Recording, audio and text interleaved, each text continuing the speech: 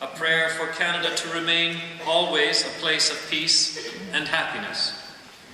Our sincere thanks to the monks of the Calgary Vietnamese Buddhist Cultural Center, led by the Venerable Thien Quang of Prajna Pagoda.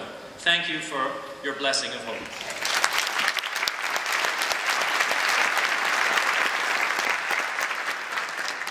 As you might know, tonight's One Love concert is a highlight of Calgary's citywide Harvest Festival, which is itself part of the year-long celebration of our cultural capital designation. Since our kickoff in April, Calgary 2012 has helped to launch hundreds of cultural projects, large and small, in every corner of our city. Grassroots grants, artists in residence, international tours and collaborations, from last weekend's Sweet City Woman lip dub, in which thousands of Calgarians spontaneously created a video that has already been viewed over 13,000 times on YouTube. That's only after 4 days.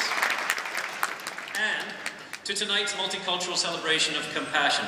This really has been Calgary's year to tell its million stories and to appreciate that we live in a very special place. Calgary is now Canada's third largest city, with the third most culturally diverse population and the youngest demographic in the country. My friends, there is no turning back. It's just going to get better from here. Nobody personifies this dynamic more than our special guest tonight. Ladies and gentlemen, allow me to introduce my friend, one of Calgary's most precious personalities, Mayor Naheed Nenshi.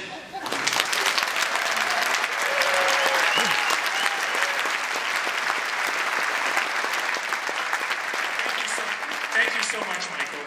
I don't exactly know what precious personality means, but I will take it as a compliment. Happy Thanksgiving, everyone. Today is a great day for us to reflect on all those many, many things that we're thankful for. Can I share with you my list? I am thankful for this place. I'm thankful for the big blue sky. I'm thankful for the fresh water, for the clean air. I'm thankful that as a community we built this incredible city. I'm thankful for this great concert hall. I love this concert hall, I really do. And I think we can all be thankful for all of those things together. We can also be thankful for all those public servants, all those people who wake up every morning and go to work trying to make life better and safer and brighter for all the rest of us. Whether they're defending human rights abroad or handling our safety here at home, whether they're making sure that we all have clean water or they're teaching our kids how to swim. Those people have made a great and a noble choice, and I'm thankful for them. Most of all, I think like all of you, I'm thankful today for our neighbors. Our neighbors who give of themselves so much, of their time, of their money, of their resources, to make sure that the community is just a little bit better for every single one of us. Tonight we're supporting the Interfaith Food Bank. It's a great organization and I'm thrilled to be supporting them. And I'm thrilled as well that Calgarians are supporting organizations across the city that do this kind of work. I'll share with you a quick story. I was in London this summer. I got to see a little bit of the Olympics. In case you're wondering, it was a vacation, there was no taxpayer funding.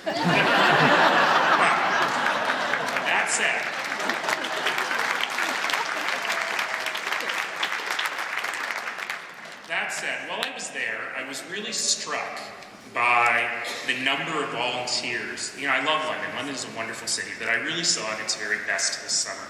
There were 70,000 volunteers, all dressed in purple, which I also appreciated.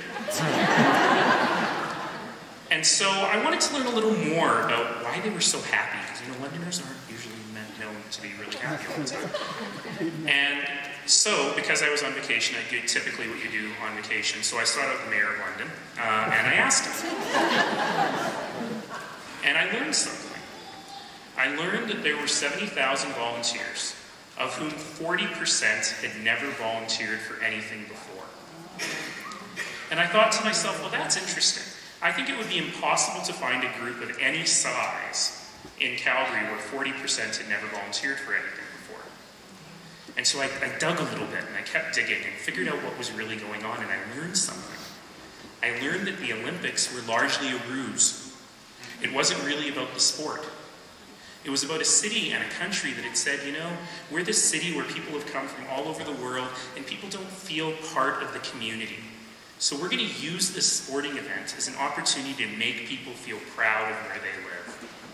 And they deliberately chose people who'd never volunteered for anything before, because they were trying to create from scratch a spirit of volunteerism, a spirit of community giving. And when I heard that, I thought about our community. And I thought about Calgary. I even thought about the Calgary Olympics, and realized that they were run entirely by volunteers only because we didn't know how else to do it.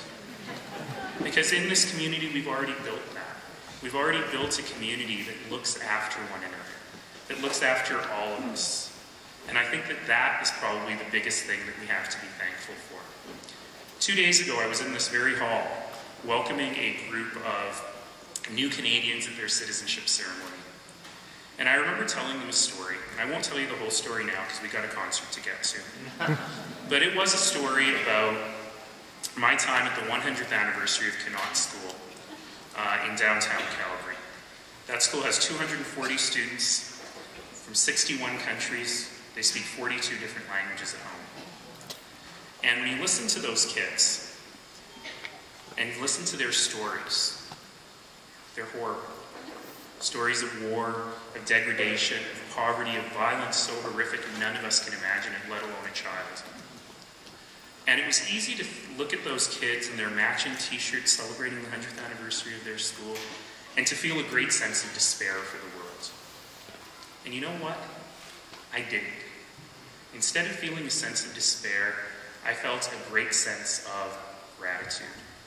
Because I knew one thing, that regardless of the horrible things that had happened to these children, regardless of the awful, awful wrath that some vengeful God had visited on them and their families, they had one enormous stroke of luck. And that enormous stroke of luck was that they ended up here. They ended up in Calgary, they ended up in Alberta, they ended up in Canada, they ended up at Canon School. They ended up in a place that was going to care about them, that was going to care about their success, that was going to catch them when they fell. And that is something for which I am eternally grateful. It was true of my own family, and I think it's incumbent for all of us to make sure that it's true for everyone else's as well. That said,